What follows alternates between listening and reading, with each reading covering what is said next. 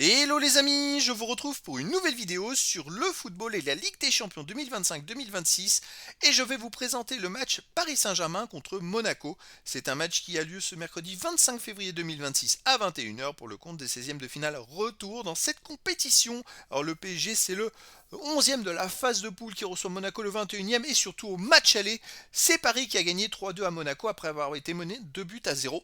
Alors dans cette vidéo on va revenir sur le parcours des deux équipes dans la phase de poule avec leurs statistiques ainsi que tous les résultats depuis le début de cette compétition.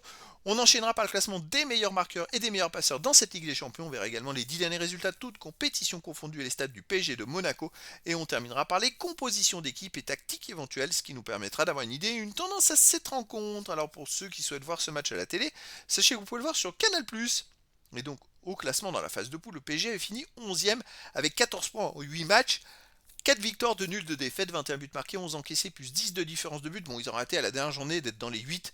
C'est vrai qu'ils ont eu je dirais, un mauvais match, le dernier match, qui fait que ils sont sortis des 8 et qu'ils doivent avoir recours à des 16e de finale. En face, Monaco s'était qualifié aussi à la dernière journée grâce à un point contre la Juventus Turin. Ils ont dit qu'ils ont assuré le match nul contre la Juve et ils ont fini 21e avec 10 points en 8 matchs, 2 victoires, 4 nuls, 2 défaites, 8 buts marqués, 14 encaissés, moins 6 de différence de but. Alors, le parcours de ces deux équipes dans cette compétition. Le PSG, c'est un peu l'inverse de l'année passée où ils avaient très mal démarré, ils ont enchaîné très bien. Là, ils ont très bien démarré, ils ont enchaîné très mal. Ils ont démarré par une victoire 4-0 contre l'Atalanta de Bergame, puis 2-1 à Barcelone.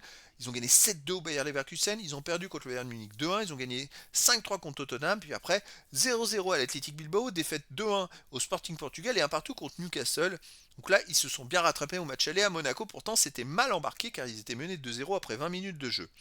Monaco, de son côté, a démarré par une grosse défaite au Club Rouge 4-1, puis ils ont fait 2-2 contre Manchester City, 0-0 contre Tottenham, ils ont gagné 1-0 à Paphos, à Bodo Glimt, pardon, ils ont fait 2-2 contre à Paphos, ils ont battu Galatasaray 1-0, et ensuite ils ont perdu 6-1 au Real Madrid et fait 0-0 contre la Juventus Turin. Bon là, ça démarre très mal pour eux, ça va être compliqué quand même à Paris. Au niveau des meilleurs marqueurs, alors en 7ème ex-aequo, il y a Balogun de Monaco avec 5 buts ainsi que Vitinha du PSG avec 5 buts et il n'y a pas d'autres joueurs des deux équipes dans les 18 premiers du classement pour l'instant. Et pour le classement des meilleurs passeurs, il n'y a aucun joueur des deux équipes dans les 18 premiers du classement pour l'instant.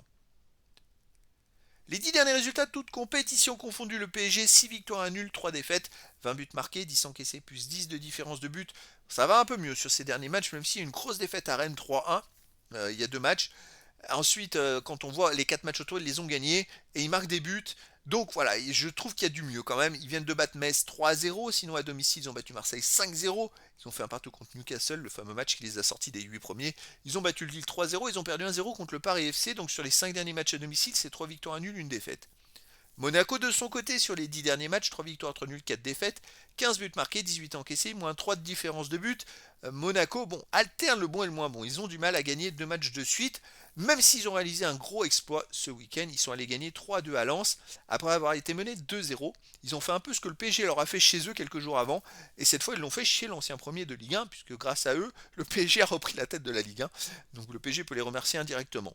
Sinon, Monaco à l'extérieur, ils ont fait 0-0 à Nice, ils ont perdu 3-1 à Strasbourg, ils ont fait 0-0 au Havre, et ils ont perdu 600 au Real Madrid. Ça reste des résultats fragiles et pour moi c'est le PSG qui est favori. Je verrais bien une victoire du PSG 3 buts à 1 face à Monaco, mais dans le foot tout est possible. Au niveau des compositions d'équipe et tactiques pour le PSG, on aurait du 4-3-3 gardien Safonov, défense Hakimi, Marquinhos, Pacho, Mendes, milieu de terrain Zaire Emery, Vitinha, Neves, attaquant Kvaratskhelia, Doué et Barcola. Et pour Monaco, on aurait du 4-2-3-1 gardien Keun, défense Vanderson, Zakaria ou Kerrer, Faes, Caio Henrique, milieu de terrain défensif Camara ou Zakaria et Thésée, milieu offensif et ailier Diata, Akliou, Choufati, Adingra, attaquant Balogun.